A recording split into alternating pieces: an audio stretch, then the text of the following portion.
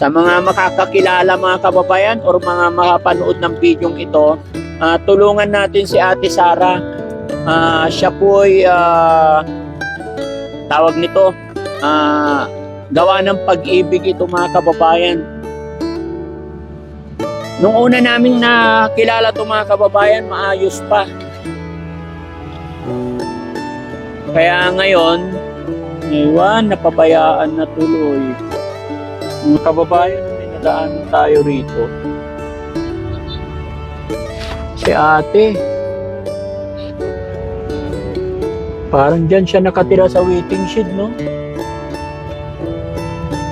Bata pa to.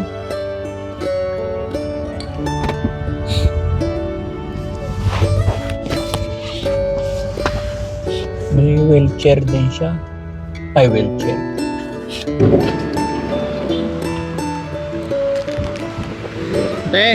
Tubig. Tubig mo, pagkain. Ayan. Pangalan mo, ate? Ha? Sara po. Sara? Po? Ano po? Pinalayas siya ng tatay niya?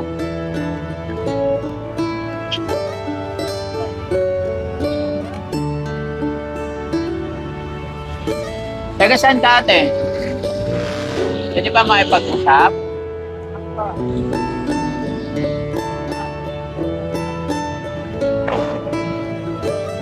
Ate, anong pangalan mo? Sara po. Sara. Taga saan ka? Tatsa. Saan? Tatsa po. Anda? Tatsa. Tansa. Malapit lang. Bakit nandito ka? Nalayas po. Anong pangalan ng nanay tatay mo? Ha?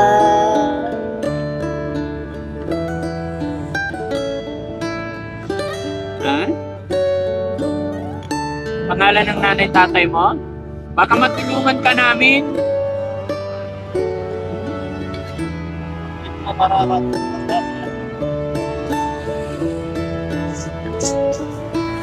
Ilan taon ka na, Sara? 37 po. 37. Opo. May asawa ka? Iwalay na po eh. Anak mo? Ilan anak? Isa po. Nasaan yung anak mo? Sa Maynila po. Nasa Maynila. Ba't ka pinalayas? Nag-aaway po kami dun eh. Sino nag-aaway sa'yo? Pinakasama ko po. Ilang araw ka na dito? Isang linggo na po. 1 linggo ka na dito? Opo. Dito ka lang natutulog? Opo. Ba't uwi ka na lang sa inyo? Balik ka na lang? Nalayas po ko dun eh. Pinalayas ka. Ba't kayo nag-aaway? Ano pinag-awayan nyo?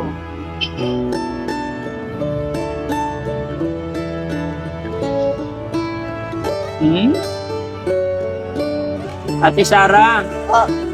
bakit ka pinalayas? Ano pinag-awayan nyo?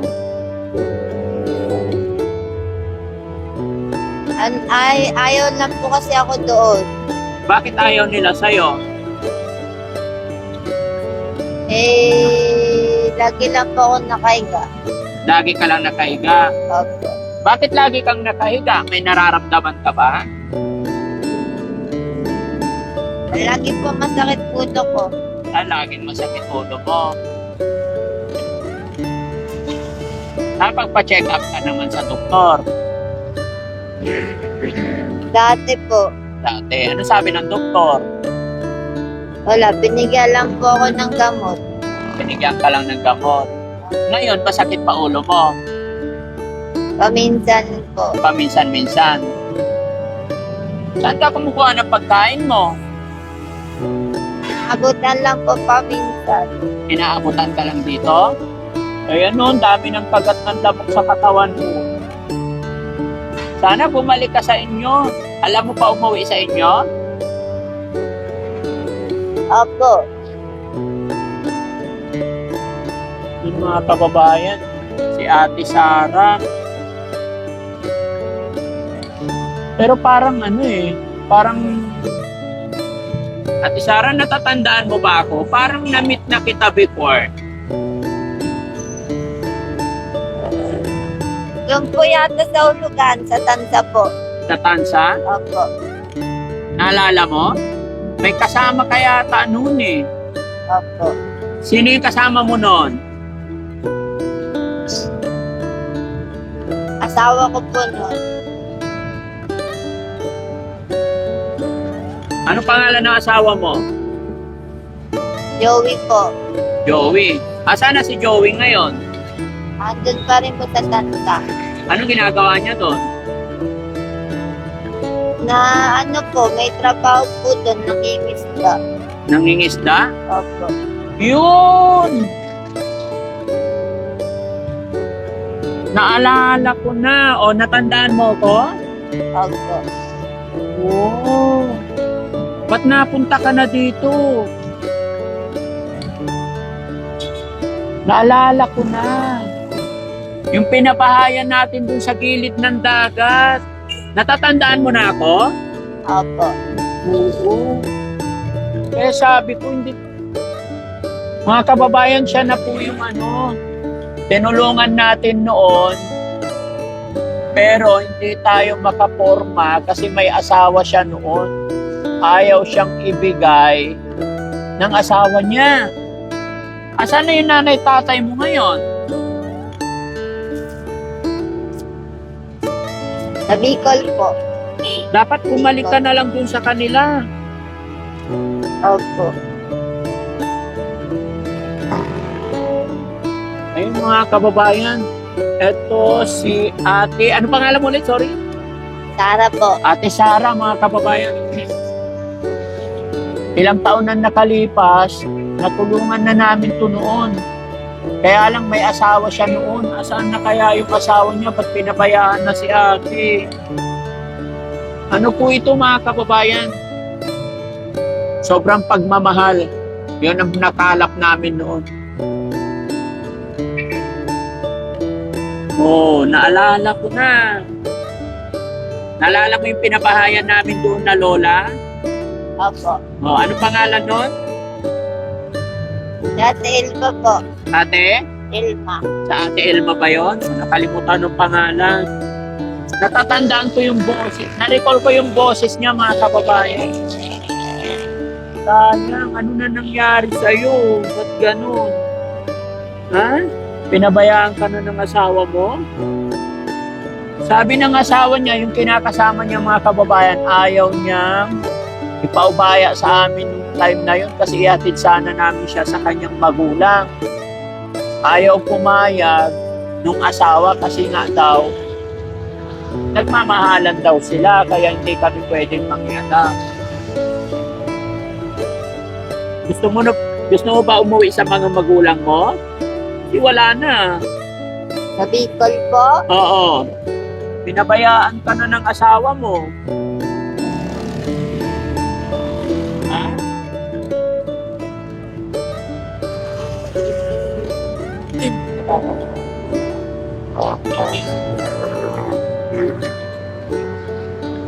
So ilang araw ka na dito, Ate Sara? 1 week na po. 1 week na. Kahit gabi, dito ka lang. Opo. Mapapahamak ka dito. Saan ka sa Bicol? Albay. Bicol Albay. Opo. Eh mga kababayan, baka may nakakilala kay Ate Sara mga kababayan. Mag-message lang po kayo, mga kamag-anak niya sa Bicol Albay. Mag-message po kayo or i-share natin itong videos na itong mga kababayan. Baka sakali makilala ng kanyang kamag-anak. May pag-ugnayan po kayo mga kababayan, pwede namin po siya tulungan para maihatid sa kanyang kamag-anak. Gusto lang namin maklaro, masigurado kung saan talaga siya.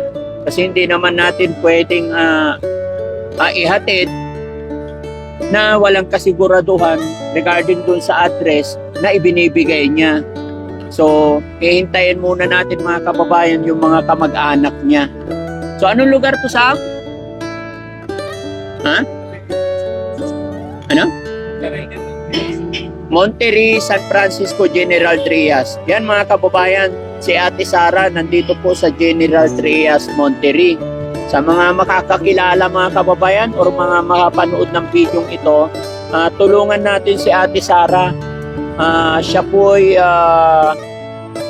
tawag nito, gawa ng pag-ibig ito mga kababayan.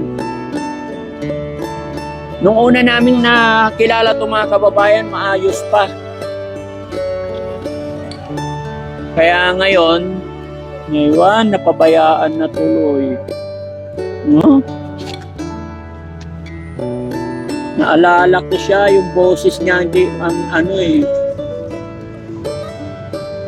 Ate Sara, ano sasabihin mo doon sa sa nanay tatay mo? Mapapanood nila yung video na ito. Baka may mensahe ka sa kanila. Ano sasabihin mo sa kanila? Dito lang po ako sa General Trias. Hindi mo gusto umuwi doon sa kanila, sa nanay tatay mo, para kasama mo sila? Sa Bicol po. Oo. Pwede rin po. Kaso nga lang wala po pamasahe. Walang pamasahe. Sigurado ka pag may pamasahe, uwi ka na doon? Opo. Anong pangalan ng nanay at tatay mo? Ano po? Kalimutan ko na po eh. Nakalimutan mo na pangalan nila? Yung kapatid mo, anong pangalan?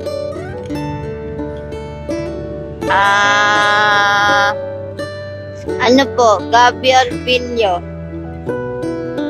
Nasaan yung kapatid mo ngayon?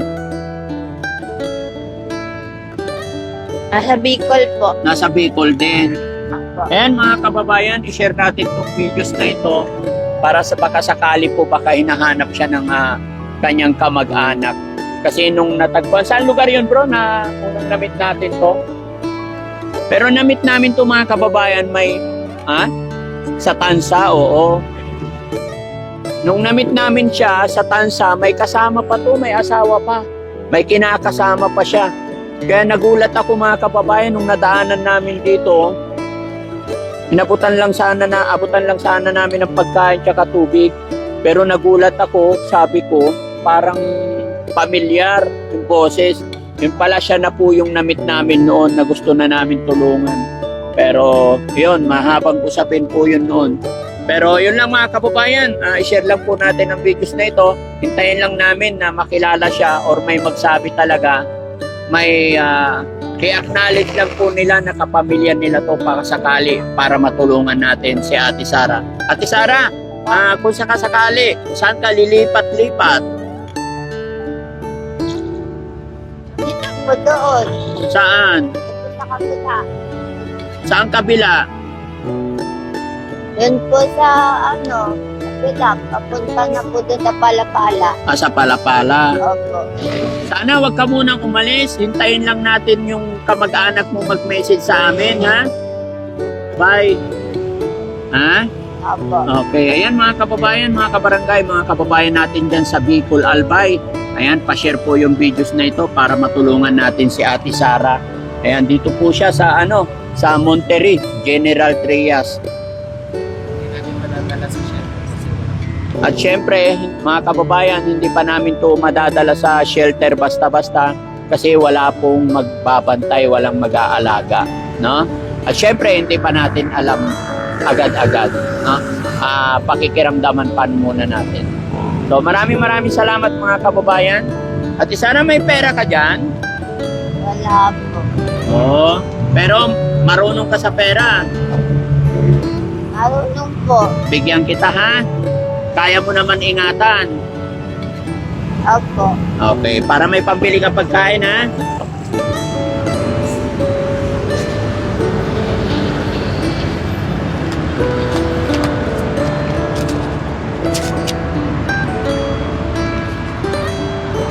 Si Sarah, magkano ito?